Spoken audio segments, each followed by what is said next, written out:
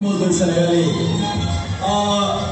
Nelson, ice cream.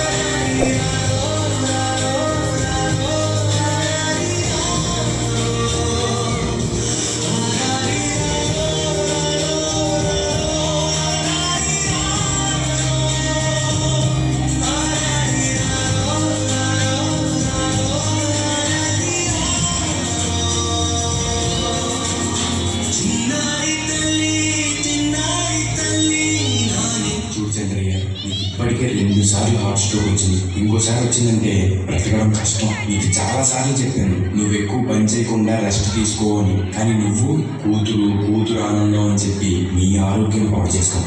ఇలా అయితే బ్రతకడం కష్టమే. నా కూతురి ఆనందం కంటే నాకేది ముఖ్యం కాదు. తనని ఆనందంగా ఉంచడంలోనే నేను ఆనందంగా ఉంటాను. నాన్న త్వరగా రా నాన్న, నాకు బాగా ఆకలిస్తుంది. తొందరగా ఇంటికి వెళ్ళిపోదాం. మరే పర్లేదు, నేను చూసుకుంటాను. నాన్న నాకు బాగా ఆకలిసినప్పుడు ఆ ఆకలి తెలియకుండా ఒక పాట పాడతారు కదా, పాడండి నాన్న.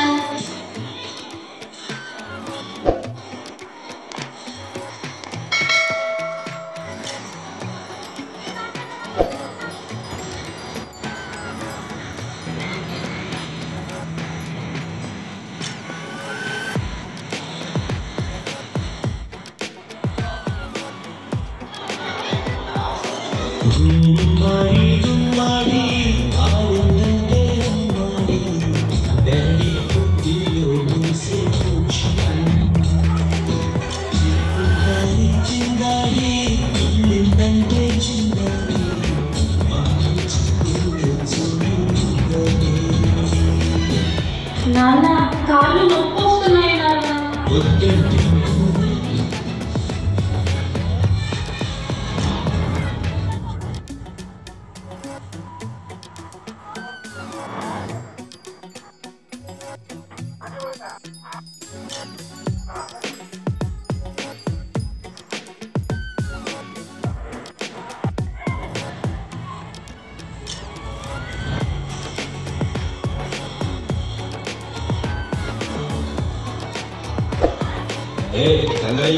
చంద్రయ్య ఎక్కడయ్యా నా అద్దె డబ్బులు?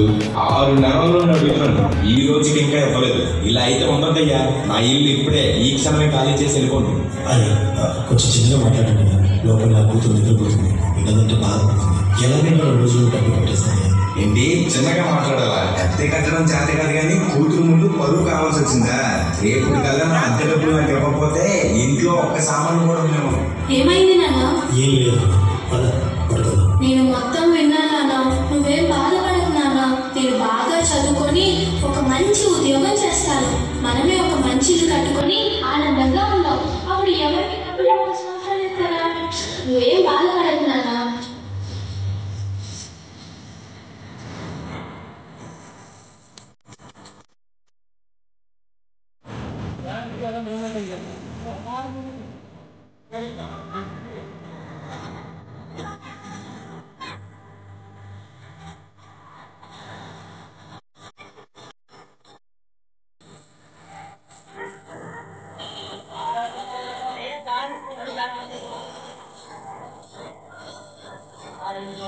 ఏమైంది నాన్న? డాన్స్ చెయ్యి నాన్న.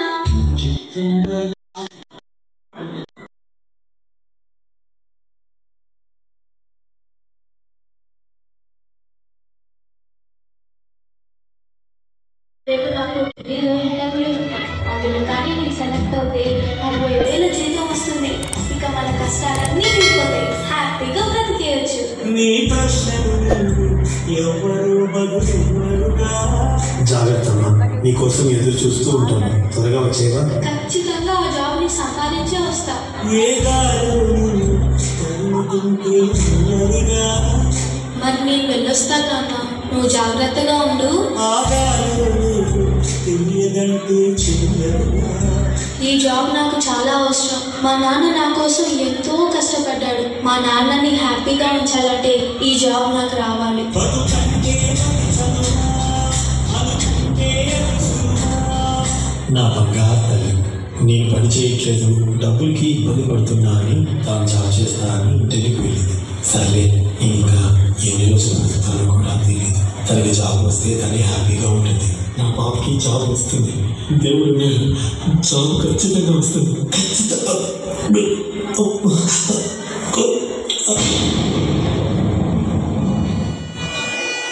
పొరబడిన కవిత జాలి పడితే యు ఆర్ సెలెక్టెడ్. నీకు ఈ జాబ్ వచ్చింది. Thank you so much sir. నాకు జాబ్ వచ్చిందని తెలిస్తే మా నాన్న చాలా హ్యాపీగా ఫీల్ అవుతారు. ఇప్పుడే ఈ విషయం మా నాన్నకు చెప్పాలి. ఏంటి నాన్న ఫోన్ లిఫ్ట్ చేయట్లేదు? సరేలే, డైరెక్ట్గా వెళ్ళి సర్ప్రైజ్ చేద్దాం. ఆయన హ్యాపీగా ఫీల్ అవ్వడం నేను కళ్ళారా చూడాలి. ఒక నిమిషం ఆగిపోయేదో వచ్చేదా